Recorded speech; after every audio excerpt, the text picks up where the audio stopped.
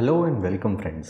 आज हम बात करने वाले हैं एक बहुत ही फेमस बुक के बारे में and which happens to be one of my favourite books on the subject. Book का टाइटल है द साइकोलॉजी ऑफ मनी और इसके ऑथर हैं मॉर्गन हॉसेल।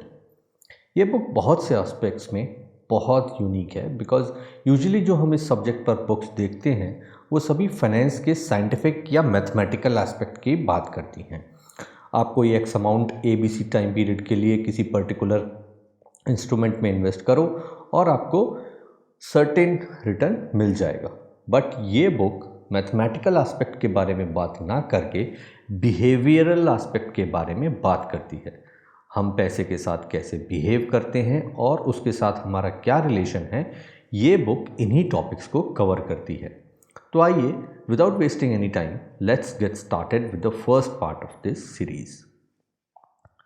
ऑथर बुक के इंट्रोडक्शन में हमें एक टेक्नोलॉजी एग्जीक्यूटिव के बारे में बताते हैं जो कि लॉस एंजलिस के एक होटल में, जहां ऑथर वैले की जॉब करते थे, फ्रीक्वेंट विजिटर था। वो एग्जीक्यूटिव एक जीनियस था और उसके नाम पे वाईफाई राउटर के डिज़ाइन पेटेंट भी था।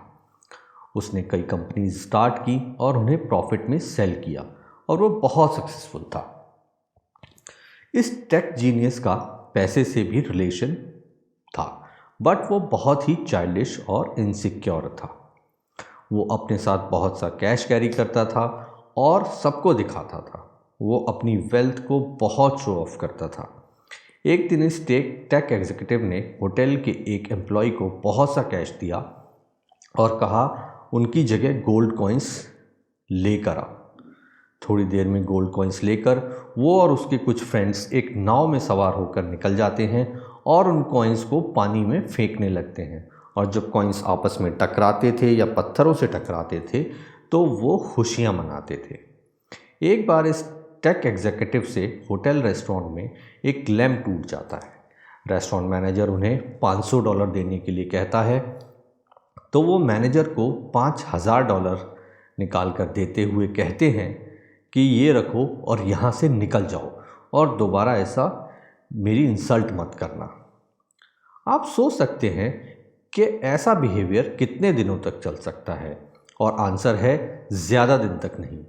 थोड़े टाइम बाद ही ये टेक एग्जीक्यूटिव बर्बाद हो गया। और यही इस बुक का प्रेमाइस भी है। वेल्दी होने के लिए ज़रूरी नहीं कि आप कितने स्मार्ट हैं, ज़रूरी ये है कि आप पैसे के साथ कैसे बिहेव करते हैं। एक जीनियस जो कि आसानी से अपने इमोशंस पे कंट्रोल खो देता है, पैसों के मामले में डिज़ास्टर हो सकता है। और इसका ऑपोजिट भी उतना ही ट्रू है। ऑर्डिनरी लोग जिनके पास कोई फाइनेंशियल एजुकेशन नहीं है, वेल्दी हो सकते हैं अगर वो अपने बिहेवियर पे कंट्रोल करना सीख जाते हैं तो। और इससे उनकी इंटेलिजेंस का कोई लेना देना नहीं है। ऑथर आगे हमें बताते हैं कि उनकी फेवरेट विकिपीडिया एंट्री है, रोनाल्ड जेम्स रीड एक अमेरिकन फिलैंथ्रोपिस्ट, इन्वेस्टर, जेनिटर और गैस स्टेशन अटेंडेंट थे। रोनाल्ड रीड रूरल वर्मोंट में पैदा हुए और वो अपनी फैमिली में हाई स्कूल तक पढ़ने वाले पहले व्यक्ति थे। उनके पास इतने पैसे भी नहीं थे कि वो खुद स्कूल जा पाते। जो लोग रोनाल्ड रीड के बारे में जानते हैं वो ये भी जानते हैं कि रोनाल्ड के बारे में ऐसा और कुछ भी नहीं है जो कि मेंशन करने लायक हो। रीड ने 25 सालों तक एक गैस स्टेशन पर कारों को ठीक किया और 17 साल जेसी पैनी में फ्लोर साफ किया। जब वो 38 साल के थे तो उन्होंने $12,000 का एक 2 बेडरूम का एक घर खरीदा और अपनी बाकी की लाइफ उसी घर में रहे। 50 साल की उम्र में उनकी वाइफ की डेथ हो गई और उन्होंने उसके बाद दोबारा शादी नहीं की। उनकी मेन हॉबी जलाने के लिए लकड़ियां काटना थी। 2014 में जब रीड की एज 92 साल थी तब उनकी डेथ हुई और तब दुनिया को इस हम्बल रूरल जेनिटर के बारे में पता चला। ऑथर कहते हैं कि 2014 में बहुत से लोगों की डेथ हुई। उनमें से 4000 से भी कम की नेटवर्थ $8 मिलियन से ज़्यादा थी।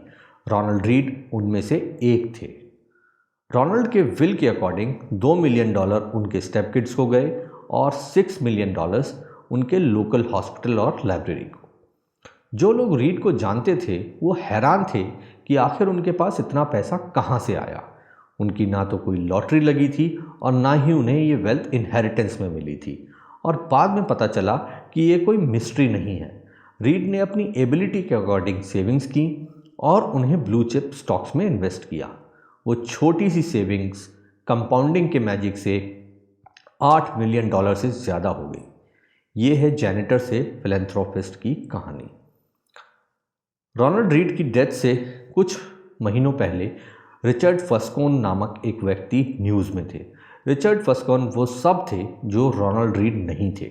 रिचर्ड हार्वर्ड से पढ़े थे, मैरल लिंच में एग्जीक्यूटिव थे और उनके पास MBA डिग्री भी थी। फस्कोन का फाइनेंस करियर इतना सक्सेसफुल था कि वो अपने 40s में रिटायर होकर एक फिलैंथ्रोपिस्ट बन गए। मैरल लिंच के फॉर्मर CEO डेविड कोमांस्की ने फस्कोन की बिजनेस सेवी लीडरशिप स्किल्स, उनके जजमेंट और उनके पर्सनल इंटेग्रिटी को बहुत प्रेज भी किया। रिचर्ड फस्कोन क्रेन्स बिजनेस मैगजीन के 40 अंडर 40 लिस्ट में भी रह चुके थे। लेकिन जैसा एंड उस टेक एग्जीक्यूटिव का हुआ, वैसा ही कुछ रिचर्ड फस्कोन का भी हुआ और रीज़न भी ऑलमोस्ट सिमिलर ही था। मिड 2000 में फस्कोन ने अपने 11 बाथरूम, 2 एलिवेटर, 2 पूल्स, 7 गैरेजेस वाले 1800 स्क्वायर फुट घर को एक्सपेंड करने के लिए बहुत सारा कर्ज लिया। उनके इस घर की मंथली मेंटेनेंस ही सिर्फ $90,000 थी। उसके बाद 2008 में फाइनेंशियल क्राइसिस शुरू हुई और इसने सबकी फाइनेंशियल कंडीशन को हर्ट किया और फस्कोन को तो मिट्टी में मिला दिया। हाई डेट और इलिक्विड एसेट्स की वजह से वो बैंकरप्ट हो गए। 2008 में उन्होंने एक जज को बताया कि अपने डेट्स चुकाने के लिए उनके पास कोई इनकम नहीं है। धीरे धीरे करके उनकी सारी प्रॉपर्टी फोरक्लोजर में सेल हुई। रिचर्ड फस्कोन का 18,000 स्क्वायर फुट वाला घर एक इंश्योरेंस कंपनी ने उसके प्राइस के 25% पर बेचा। रोनाल्ड रीड पेशेंट थे, रिचर्ड फस्कोन ग्रीडी, और सिर्फ इसी डिफरेंस की वजह से रोनाल्ड रीड रिचर्ड फस्कोन से एजुकेशन और एक्सपीरियंस में पिछड़ने के बाद भी बहुत आगे थे। इन स्टोरीज़ के बारे में सबसे फैसिनेटिंग बात यह है कि ये सिर्फ फाइनेंस में ही हो सकती हैं। और किस इंडस्ट्री में ऐसा होता है कि एक बिना डिग्री या बैकग्राउंड वाला अनट्रेन्ड, अनएक्सपीरियंस्ड व्यक्ति एक ह्यूजली टैलेंटेड, एक्सपीरियंस्ड व्यक्ति को टोटली आउट परफॉर्म कर देता है। ऐसा इमेजिन करना भी पॉसिबल नहीं है कि रोनाल्ड रीड एक हार्वर्ड ट्रेंड सर्जन से बेहतर हार्ट ट्रांसप्लांट कर सकते हैं या फिर एक बेस्ट ट्रेंड आर्किटेक्ट से अच्छी बिल्डिंग डिज़ाइन कर सकते हैं। आप किसी और फील्ड में ऐसी स्टोरी नहीं सुनेंगे जिसमें कि किसी जैनिटर ने वर्ल्ड के बेस्ट न्यूक्लियर साइंटिस्ट को आउट परफॉर्म किया हो। बट ऐसी स्टोरीज़ इन्वेस्टिंग और फाइनेंस में पॉसिबल हैं। इन स्टोरीज से हमें 2 बातें पता चलती हैं। पहली ये कि फाइनेंशियल आउटकम किसी व्यक्ति के इंटेलिजेंस और एफर्ट्स पे उतना डिपेंड नहीं करता जितना कि उनके लक पे डिपेंड करता है। बट लक का रोल बहुत ही लिमिटेड होता है। लक से ज़्यादा इम्पॉर्टेंट ये समझना है कि फाइनेंशियल सक्सेस कोई हार्ड साइंस नहीं है, ये एक सॉफ्ट स्किल है जिसमें कि आपका बिहेवियर आपकी नॉलेज से ज़्यादा इम्पॉर्टेंट रोल प्ले करता है। और ऑथर इसी सॉफ्ट स्किल को साइकोलॉजी ऑफ मनी कहते हैं। वो कहते हैं ये soft skill generally under appreciated होती है। फाइनेंस को एक मैथ बेस्ड सब्जेक्ट की तरह पढ़ाया जाता है जहाँ की एक सेट फॉर्मूला होता है जो आपको बताता है कि क्या करना है। ये पर्सनल फाइनेंस में वर्क करता है जहाँ आपको बताया जाता है कि आपको 6 मंथ्स का इमरजेंसी फंड रखना चाहिए और अपनी सैलरी का 10% सेव करना चाहिए। ये इन्वेस्टिंग के लिए भी वर्क करता है जहां हमें इंटरेस्ट रेट्स और वैल्यूएशंस का हिस्टोरिक डेटा से एग्जैक्ट कोरिलेशन पता चल जाता है। और ये कॉर्पोरेट फाइनेंस में भी वर्क करता है जहां एक CFO किसी कैपिटल की प्रिसाइज कॉस्ट कैलकुलेट कर सकते हैं। ऐसा नहीं है कि ये चीज़ें गलत हैं, लेकिन इससे हमें ये नहीं पता चलता है कि जब हम इन सेट फॉर्मूला पे एक्ट करने की सोचते हैं तो हमारे दिमाग में क्या चल रहा होता है, और हमारे दिमाग में जो चल रहा होता है वो बहुत क्रिटिकल रोल प्ले करता है। हेल्थ और मनी 2 ऐसे टॉपिक्स हैं जो सबको इम्पैक्ट करते हैं, चाहे आप इनमें इंटरेस्टेड हों या नहीं। हेल्थ केयर इंडस्ट्री नए आइडिया से बहुत आगे बढ़ गई है। साइंटिफिक डिस्कवरीज और हेल्थ केयर सिस्टम के डेवलपमेंट की वजह से ह्यूमन लाइफ एक्सपेक्टेंसी बढ़ गई है। फाइनेंशियल एजुकेशन में भी ओवर द टाइम बहुत इम्प्रूवमेंट हुआ है, बट फिर भी हम आज एक बेटर इन्वेस्टर नहीं बन पाए। ट्रायल एंड एरर ने हमें बेटर फार्मर्स, स्किल्ड प्लम्बर्स और बेटर केमिस्ट तो बना दिया, बट क्या ट्रायल और एरर ने हमें पर्सनल फाइनेंस में भी बेटर बनाया है? क्या हम पहले से कम कर्ज लेते हैं, ज़्यादा सेव करते हैं, रिटायरमेंट के लिए प्लान करते हैं? शायद नहीं। ऑथर कहते हैं कि इसका मेन रीज़न ये है कि पैसे के बारे में हमें फिज़िक्स, जो कि रूल्स और लॉज से गवर्न होती है, की तरह पढ़ाया जाता है, ना कि साइकोलॉजी की तरह, जो कि इमोशंस और न्यूएंसेस से गवर्न होती है। पैसा सब जगह है और ये हम सबको इफ़ेक्ट करता है और बहुत से लोगों को कंफ्यूज करता है। हर कोई पैसे के बारे में अलग तरह से सोचता है।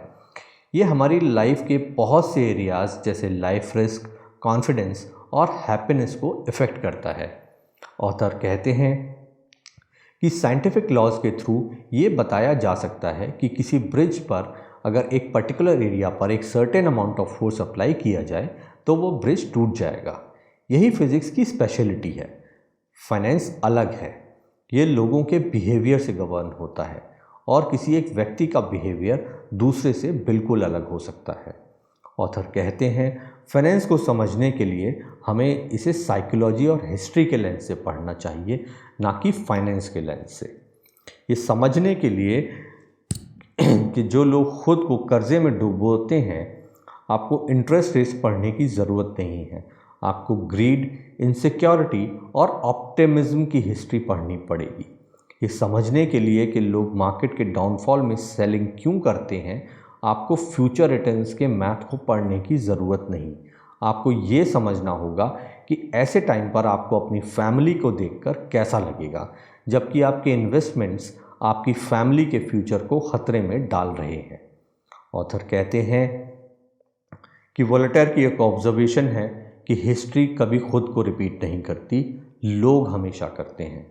और हम आने वाले चैप्टर्स में इस ह्यूमन साइकोलॉजी को और डीपली समझने की कोशिश करेंगे।